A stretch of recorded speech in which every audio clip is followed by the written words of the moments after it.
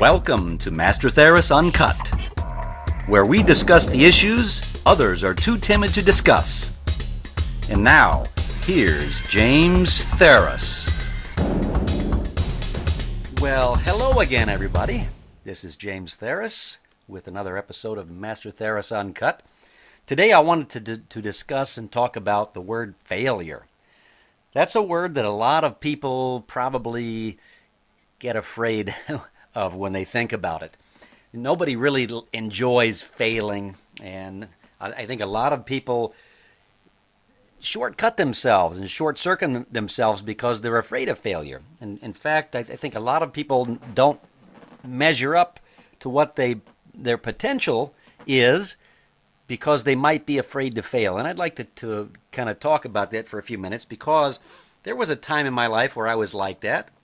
I'm not like that now, and I'll kind of tell you why it's like that. But I learned very early on, I guess, in my life that the only way to really succeed is to be willing to stick your neck out occasionally, and maybe quite a bit. Every big success in the world. Michael Jordan is one that most people know. The home run king, Babe Ruth, home run king Babe Ruth was also known as the strikeout king, which means he actually struck out more often than he hit. But when he did hit, he hit with such authority that it was unbelievable. And so he took a lot of swings and missed a lot of swings, but when he did connect, boy, was it beautiful. And that's really what it's about. You don't become successful in life by having all your ducks in a row and having just knowing the right people and being in the right place at the right time. Certainly those things can help. And, being in the right place at the right time is definitely something that can happen to you. But you can really propel yourself towards success a lot more frequently and with a lot more certainty than relying on being in the right place at the right time. Because that's kind of like, people get struck by lightning by being in the right place at the right time. It could be the wrong time, and it depends upon how you look at it.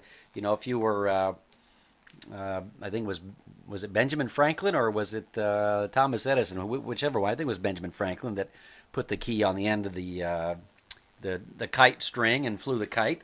So he was in the right place, and of course when lightning struck, he was hoping that would be at the right time, and indeed it was. And the rest is history. So anyway, we can't rely on being in the right place at the right time, but we can certainly influence that a little bit, and that's done through failing.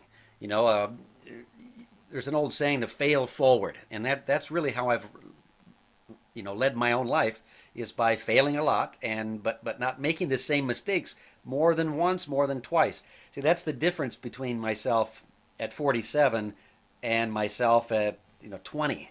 At 20, I made the same mistakes repeatedly, and that's kind of the definition of insanity, is trying the same things over and over again without and expecting a different result. I think that might be an Einstein quote, but it's a quote that I remember very well and use a lot because I used to experience it a lot more. And back when I was younger, I could get away with it. I could fail a lot more and just keep coming back.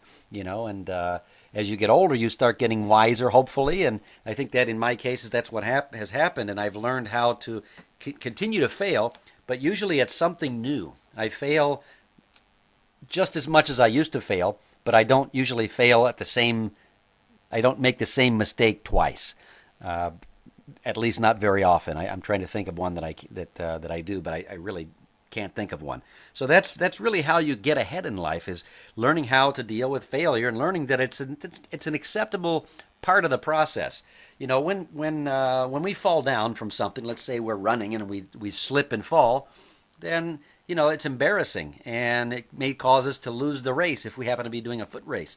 But that embarrassment, if we use it properly, we might be able to harness that into training and be able to be bigger, better, and stronger and faster the next time. And so that's how failure can help us in that particular instance. I remember a time that probably one of the more recent times in my martial arts career where I was traveling out to, and I did this for about 10 years. I was traveling out to Los Angeles, California every month, sometimes twice a month, and I would be out there for 3 to 5 days each time. And I was training at two different schools out there. And one of my schools was a Hapkido school. I was training with the famous Grandmaster Bong Su-han. He's passed away now, but he was known as the father of Hapkido in America. And he was in the movie Billy Jack. He was the guy that did all the stunt fighting in the first one. So all the martial arts scenes where the beautiful kicks and things were being thrown, that was Grandmaster Bong Su-han, my Hapkido teacher. And I went out to train with him because he was the most well-known, and I'm always interested in training with the best people I can train with. And so I remember as I was going out there, I think it was within my first year of training with him, and I believe I was testing for my light blue belt, which might have been like the fourth belt maybe. And at that time I was a fourth degree black belt, and I was training with him to earn my official black belt in Hapkido. And I had flown from Indianapolis all the way out to Santa Monica, California, to take my test. And I was one of his affiliate schools. Of course, Grandmaster Bong Su-han passed away in 2007, but this was, so I would imagine this is probably 2004, maybe 2005 when this took place. And I flew out on my dime. Of course, the main reason I went out there that time was to take the test, and I had prepared what I thought very well. And it wasn't Grandmaster Han that gave me the test. It was one of his students who gave me the test. And at the end of the test, he asked me, how do you think you did? And I said, I think I did pretty well. He says, well, unfortunately, Mr. Theros, I've got some bad news for you. You failed. I can't pass you.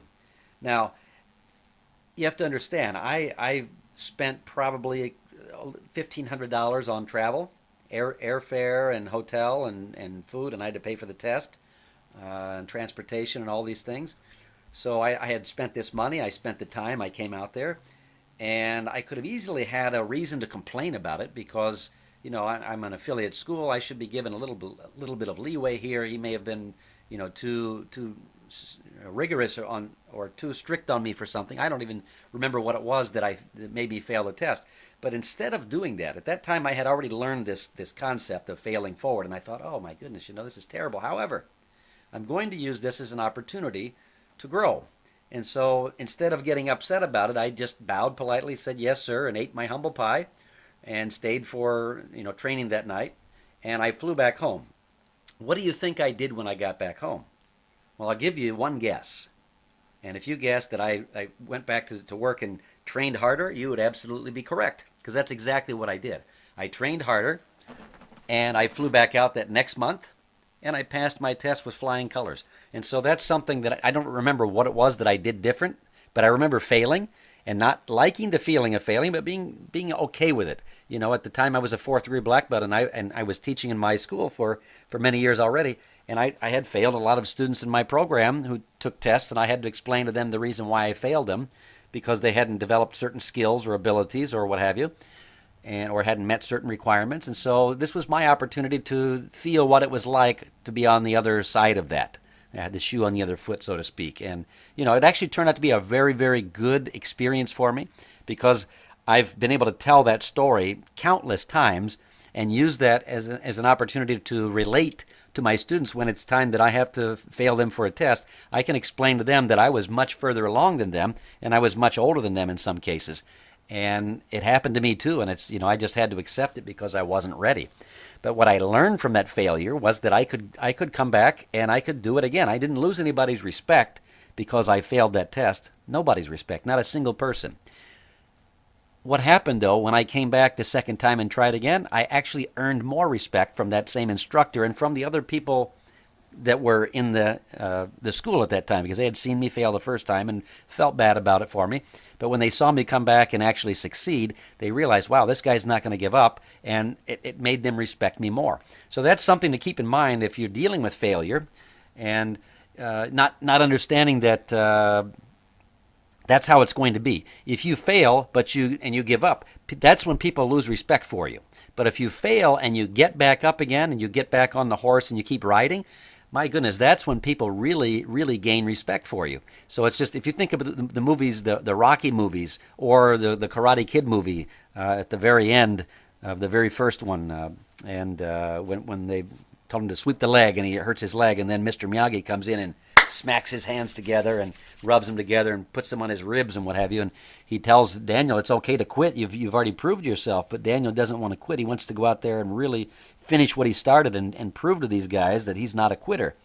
Well, if you saw the movie, you remember exactly what happened. It was a very touching moment of the movie, and that's when we felt it as an audience member. You know, we really felt the power of this guy's not wanting to give up, even though he was definitely outclassed and outmatched and outnumbered.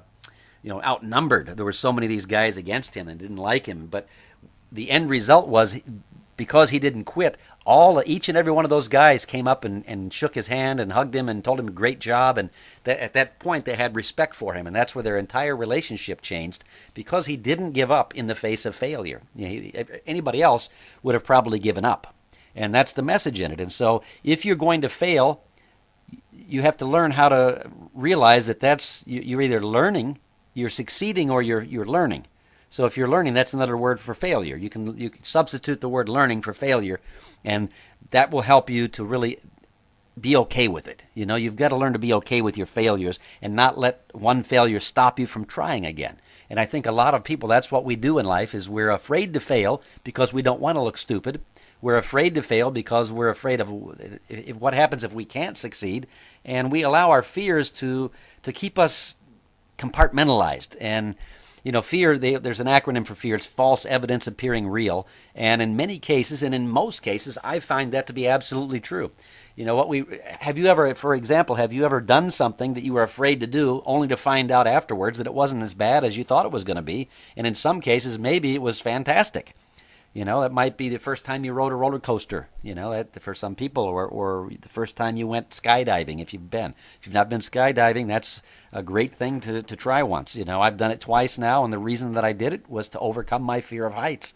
And I don't know that I overcame my fear of heights, but I overcame my fear of jumping out of an airplane.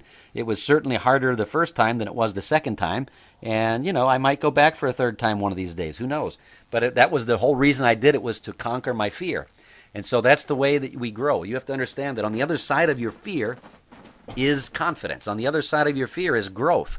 And so in the martial arts, we do board breaking. And that's we do board breaking for 2 different reasons, probably 10 different reasons when we really drill down into it. But the first and foremost reason that we do board breaking is goal setting, because the goal is to kick or punch or strike the board and break through it. The board itself represents the obstacle. The board represents the challenge. And that can be what causes the fear. A lot of people look at that and they go, oh, my bare hand against that inanimate object, that doesn't sound like a good matchup. And so they allow the fear to keep them from giving all that they could otherwise. Does that make sense? So they come at the board and they tap the board. They give it kind of their best try, and they'll throw a technique at it with about 40% or 50% power, trying to conserve it so that if it doesn't break, they don't hurt themselves. When in fact, that holding back is exactly why they hurt themselves when it happens. What I tell my students is that if they will just in their mind decide, it's either my hand's going to break or this board's going to break, but I'm going to give it everything I've got. What typically happens is the board shatters, the hand is fine, and your confidence is then boosted and beyond belief, because you have no idea how you just did what you just did. And that's that's the idea behind fear, and that's why we do it. So we do it for goal-setting purposes, but also for overcoming fear.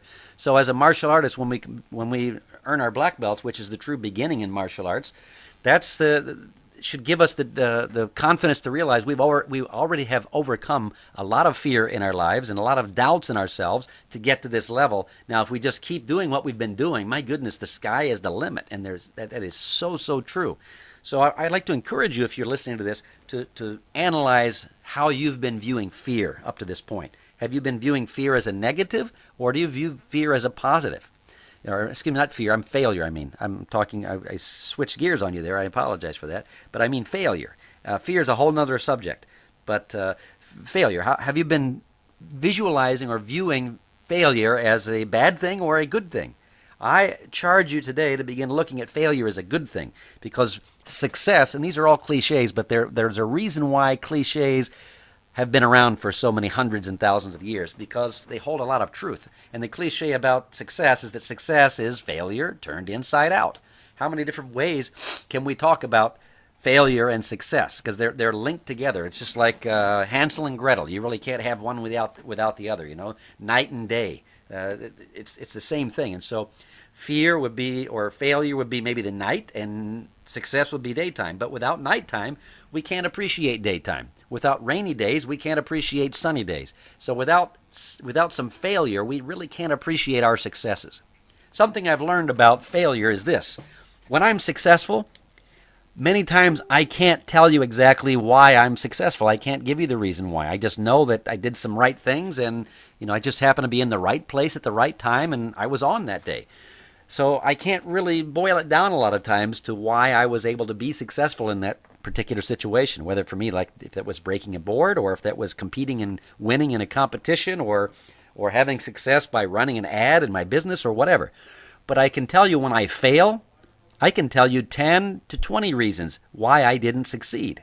And that is where the learning comes in. You see, that's the important part of it that a lot of people miss, is that when you fail, there's a lesson to be learned. And sometimes there are many lessons to be learned. And it's up to us to keep an open mind and be on the lookout for those lessons, because that's the reason right there why I don't fail again at the second time. I don't make the same mistake a second time, because I've learned so many things from the first time, and now I'm older and wise enough to recognize it for what it is, which is a lesson. It's a blessing in disguise. So when you fail at something, I want you to remember this and reflect on it. Every time you fail, you're getting closer to succeeding, as long as you don't give up. That's the time that you really fail, is when you stop attempting, when you make that stop making the next attempt. So in the Korean martial arts world, we say chiljan palgi, which means fall down 7, get up 8. And that is so true. So that obviously can go on to infinity. If you fall down 8, how many times should you get up? You should get up 9. If you fall down 10, you get up 11. So we have to kind of stop it somewhere, and that's where the phrase comes from, is chiljan palgi, which means fall down 7, get up 8. And it's all about dealing with failure like a champion, like Rocky, like the Karate Kid. When the chips are down and we're feeling like we're down and out, how do we deal with it? And see, that's the other thing, is the mental capacity to be able to deal with failure and keep pressing on. That is a challenge. That's a skill all in its own, but it's developed one step at a time, one day at a time, one failure at a time, one challenge at a time. And so that's what I'd like to charge you with, is really viewing failure as your friend. Because, again, the more you fail, the more you will eventually succeed.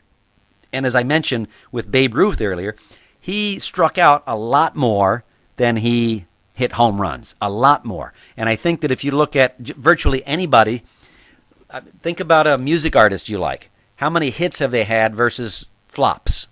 Same thing goes with actors and actresses. There usually are more movies that they've made that aren't very good compared to the big hit home runs that they hit. And I think if you look at virtually anything on this planet, that's what you're going to see, is you're going to see a lot more failure for the small successes. See, they talk about the overnight success, right? The overnight success, and a lot of times that is your next singer, or your next actor, actress, or your next comedian, or whatever. A comedian's another good example. Somebody suddenly pops up on the scene that we haven't heard before, and they're funny, they're hilarious. But then if you go back into their repertoire and find some of their old material, you'll find that it's probably not as good. There were times where they bombed in front of audiences, and they just, or their songs and records or music was really not very good. But after they practiced enough, and after they learned a few things from those failures, and adjusted their methodology, adjusted the recipe a little bit, that's when they experienced success. So you see, sometimes you might have to try something 10 times before you finally get it right, to do it one time right. And that's like video games. I remember playing Super Mario Brothers, for those of you old enough to remember the game, the original one, and trying to get past the first level of the castle where you jumped over the fire and over the dragon or whatever, and you had to deal with that. Trying to figure that out and jump at the right time, and that was so challenging, so frustrating actually. And I remember hitting the reset button so many times to try to get that level. But when I finally figured out what it was that I was doing wrong and I succeeded the first time, I might try the level over again, and it might take me 5 times instead of 50 times. And then out of 5 times, I got it once. And then out of 5 times, the next time I got it twice. And then out of 5 times, I got it 4 out of 5 times. And maybe I never did get 5 out of 5 times, but certainly 4 out of 5 times is pretty darn good compared to the first thing that I had to do when I tried 50 times and couldn't get it the first time. What was the difference? Well, the difference was I learned each one of those times that I failed to jump over that dragon or jump over the flame at the right time or jump over that chasm, whatever. I learned that I have to try something a little different. I've got to try, trying to jump just a little bit later, just a little bit sooner. I've got to try maybe jumping and bouncing off of something. Maybe there's something I missed, like those little mushroom things you jump up and hit with your head, and I could jump on top of that and then use that to run across. So it was a learning process and learning through failing. And that's the nice thing about video games is you get instant feedback. So if you fail, I mean, it's kind of right there in your face, and the music represents it and all that kind of thing. It'd be kind of nice if we had that in real life, don't you think? If when we did something and we failed, we'd hear that do-do-do, that music that let us know we failed, and we, saw the word failure come up there. And, oh, man, that might, for a lot of people, I know it would for me, it would drive me to want to hit that reset button and try again until I succeeded. There's books written on this. There's movies about this. There's songs about it. There's podcasts about it. It is a fantastic thing. Failure is fantastic. And it's never fun. That's the thing to remember. And of course, you don't have to remember that because you know this. Failing is never fun. It's never a fun thing to look forward to, and it never feels good. Failing doesn't feel good, but you have to learn how to enjoy it anyway. Sometimes you go get a massage and you're trying to get a knot out of your back, and it doesn't feel good when they're massaging that knot out of your back. In fact, it downright hurts, sometimes. But the result is after that, we feel better. The muscle is relaxed and the knot is gone, and the relaxation and better feeling comes after the pain sometimes. And that's the same thing with failing. Is we associate pain with failing and pleasure with succeeding. Now, what we have to really learn to do is to kind of almost reverse that a little bit. See, if I have too many successes in a row, that's bad for me, and I know that because that can create an ego, and that's pride and ego are the two of the biggest enemies of success. So that's what happens to a lot of people is they get a little success and they get this ego thing going on and a little bit of pride in there. And it isn't long before they're knocked off of their high horse, or they have their balloon popped, so to speak, the balloon being their head, and I've had those things happen to me. And so I don't want to have that many successes in a row before I fail again. Otherwise, I become complacent or my ego grows, and that's counterproductive to growth. And so I have to look forward to failing a little bit. I always tell my students to don't be afraid to stick your foot in your mouth once in a while. Back when I was in grade school, that was one of the things that as I say, I learned it early on. But for the first few years, I was a little bit embarrassed about raising my hand and trying to answer questions because there's so many times I was wrong. I get laughed at by the kids in the class. But what I really came to realize pretty quickly on was that at least I was raising my hands. There were, out of 20 kids in the room, maybe 1 or 2 other kids were raising their hands. I would raise my hand and at least participate and try to guess the answer. And that was my method for doing it. And you know what happened? Is it was very much like Babe Ruth. You could have called me the guessing king, but I struck out a lot. Of course, I would raise my hand and blurt out an answer or whatever. And many times, and more times than not, I was wrong. But there were a few times where I was right, and all the kids looked at me and go, wow, he's smart. And they had already forgotten. See, that's the thing we forget is they'd forgotten all the times that I was wrong and didn't equate the fact that maybe I just got lucky today and got one right answer, because I wasn't afraid to try. That's why I got the great feelings when the teacher said, yes, that's great, your answer's correct. That's what I looked forward to. I longed for that. And so when I went through all the rejection of the laughter and things to get to that, when I finally raised my hand and got the right answer, it was all worth it. And that's what every comedian and what every actor is after. They're after that applause. And so they're willing to go and into an old dingy nightclub and perform and have nobody clap for them or have them booed off the stage or whatever for the chance to get some applause. And so that's the difference between failing and succeeding. And the top people in the industry in all those fields, all the entertainment fields, they had to go through that. Now, are there some of those people that didn't have to experience as much failure? Yeah, probably. And that's not fair, but it's life. Everybody has different levels of success, and some people fail more than other people. But it should never be looked at like that. It really doesn't have to be fair, because what's fair in life? We're not all tall, we're not all handsome, we're not all wealthy, we're not all healthy. Everybody's got different levels of all those kind of things, and that's a whole different story on its own. So we can't look at somebody else's success and say that's unfair. Part of learning to accept failure is learning to accept what we did to create that failure. Because if you really sit back and analyze your failure, as I said, anytime I fail, I can always tell you many, many reasons why I failed. If I can be honest with myself about that and recognize that I failed because of certain things I did or I didn't do, well, then I now know what my homework is. I now know how I can improve my odds for the next time I attempt it. And that makes me more successful. So I like to talk about it as getting the car moving and steer it later. That's a whole other talk as well, and I'm going to do one of these days. I'm going to write a book on that, because that's really how I've lived my whole life. And that means that I don't have to have all my ducks in a row. I don't have to have all the knowledge. I don't have to have all the answers. I just get moving, and then I fail and make adjustments. I'm kind of like a human Roomba. That little robot vacuum cleaner. That's how it learns. It bumps into things. That's an example of failing, and then it realizes, oh, I shouldn't go that direction. Let me change directions here. Well, that's how I've run my entire life, and for me, it works. Maybe for somebody else, it doesn't. It's not the right thing to be doing. But for me, I know that I'm never going to have all the right answers before I start something, and if I need them, I'm never going to get started.